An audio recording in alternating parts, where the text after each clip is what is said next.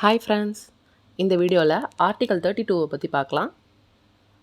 வாங்க படிக்கலாம். அரசியலமைப்பின்படி தீர்வு காணும் உரிமை ஆர்டிகல் 32 சரத்து 32. பகுதி 3ல் இருக்க அடிப்படை உரிமைகள் மீறப்படுறப்போ உச்சநீதிமன்றம் நீதி பேராணையை வெளியிடலாம் அப்படின்னு சொல்லி சரத்து 32 சொல்லுது. இந்த சரத்து 32ஆனது அரசியலமைப்போட இதயமும் ஆன்மாவும் போன்றது அப்படின்னு சொல்லி அம்பேத்கர் அவர்கள் சொல்கிறாரு. இது மொத்தம் 5 பேராணைகளை வழங்குது. Habeas corpus, mandamus, prohibition, certiorari, quo warranto. Habeas corpus அப்படின்னா ஆட்கொணர்வு நீதி பேராணைன்னு அர்த்தம். ஹேபியஸ் கார்பஸ் அப்படிங்கிறது ஒரு லத்தீன் சொல்லு. அதுக்கு அர்த்தம் என்னென்னா ஒருவரது உடலை கொண்டு வருக அப்படின்னு அர்த்தம்.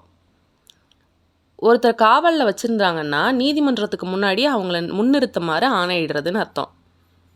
இது அரசாங்க அதிகாரியாக இருந்தாலும் சரி, தனிநபருக்கு எதிராகவும் இந்த நீதி பேராணை வழங்கப்படும்.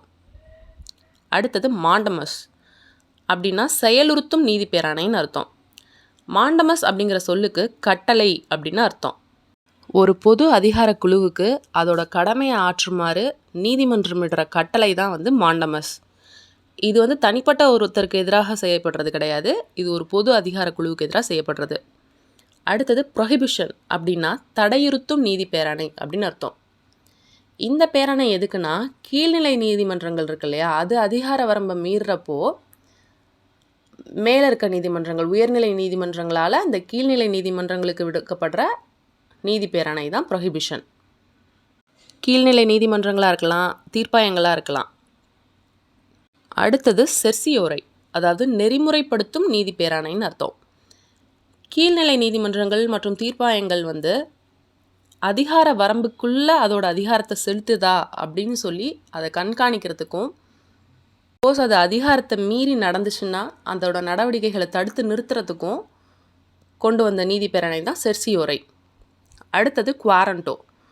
இதுக்கு தகுதிமுறை வினவும் நீதி பேராணை அப்படின்னு அர்த்தம். இப்போ ஒரு பொது பதவியை ஒருத்தர் இருக்காரு அப்படின்னா அதுக்குரிய தகுதியும் உரிமையும் அவர்கிட்ட இருக்கா அப்படின்னு சொல்லி நீதிமன்றம் தீர்மானிக்கும்.